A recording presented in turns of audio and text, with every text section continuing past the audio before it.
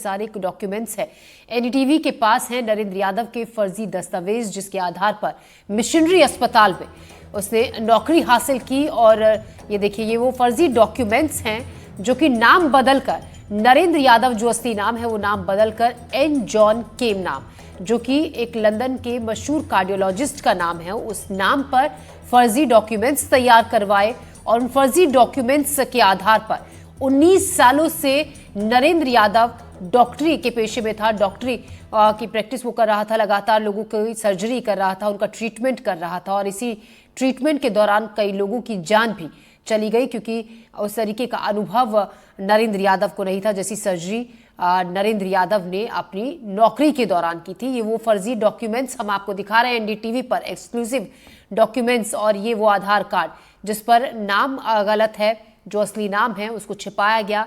तो फर्जीवाड़ा यहाँ पर एक बड़े तरीके से किया गया और 19 सालों से इस फर्जीवाड़े के आधार पर मासूम लोगों की लापरवाही के चलते जान चली गई, जिनकी जान शायद बच सकती थी अगर वो सही हाथों में होते। हमारे सहयोगी आजम खान हमारे साथ बने हुए हैं, आकाश भी हमारे साथ बने हुए हैं।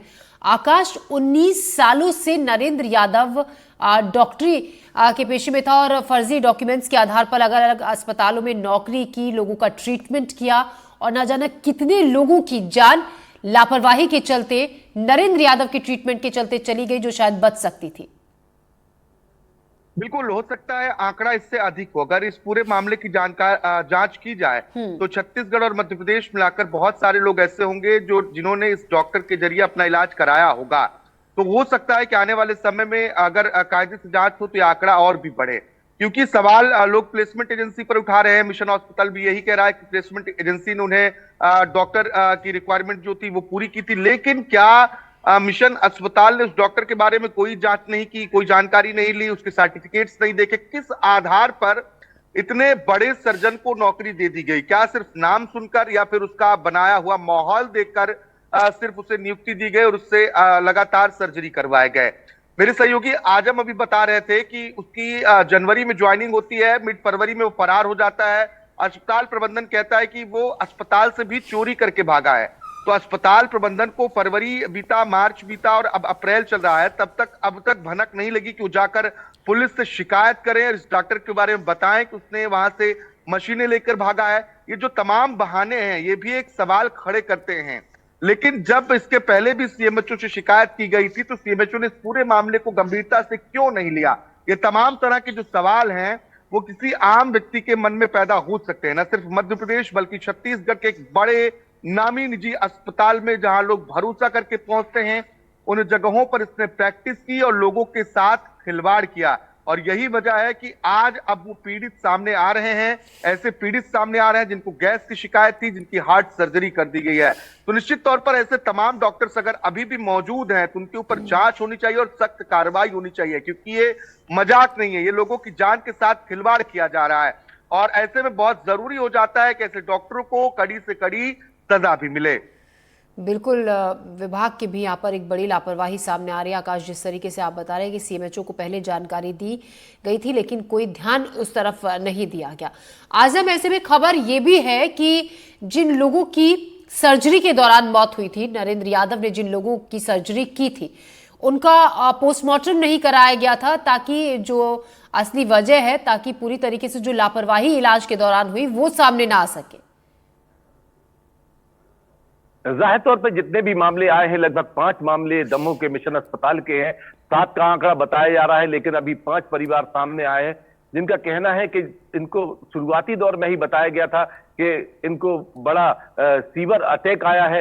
एंजियोग्राफी होती है, एंजियोग्राफी में बताया जाता है कि 90 से अधिक प्रतिशत है जो उनकी नसें ब्लॉक हैं और ऐसी स्थिति में उनकी एंजियोग्राफी के साथ ही तुरंत एंजियोप्लास्टी करने की जरूरत होती है। कुछ मामले ऐसे आए हैं जिसमें 90 से ज्यादा प्रतिशत तक नसें चोक होने का बताया है, तो उसे जबलपुर रेफर किया गया था। हालांकि एक मामला यह है कि ऑपरेशन तो उसका व्यक्ति का जबलपुर मेट्रो हॉस्पिटल में हुआ था, लेकिन उसे फिर दमोह लाया गया और बराबर से एक ही तरह के इंजेक्शन, 8 इंजेक्शन एक रात में लगाए गए हैं।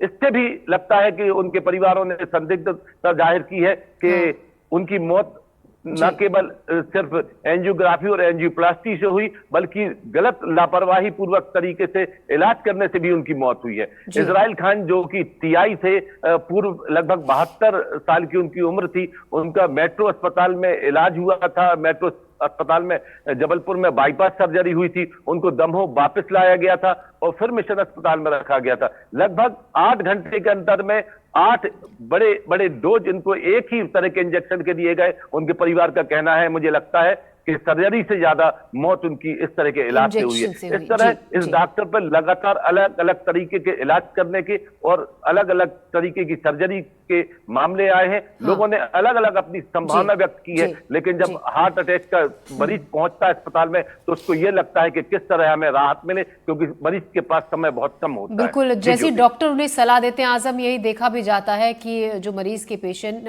परिजन हैं वो उसी ट्रीटमेंट को लेते हैं, क्योंकि अपने परिवार के उस शख्स की उनकी जान बचाना प्राथमिकता उस वक्त में होता है। आजम, ऐसे में देखिए लगातार आप उन लोगों से भी बातचीत कर रहे हैं जिन लोगों के परिवारों के किसी शख्स की जान चली गई इस डॉक्टर के ट्रीटमेंट के चलते।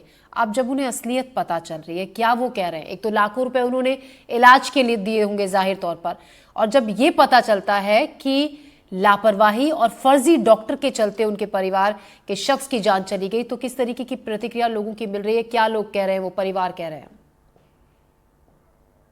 1 जनवरी से लेकर जो 12 फरवरी के आंकड़े आए हैं, लगभग 15 से 20 लोगों की यहाँ पे एंजियोग्राफी और एंजियोप्लास्टी की गई थी, और वो सभी लोग इसको सामान्य मौत मानकर ना किसी ने पोस्टमार्टम कराया, ना किसी की कोई शिकायत की।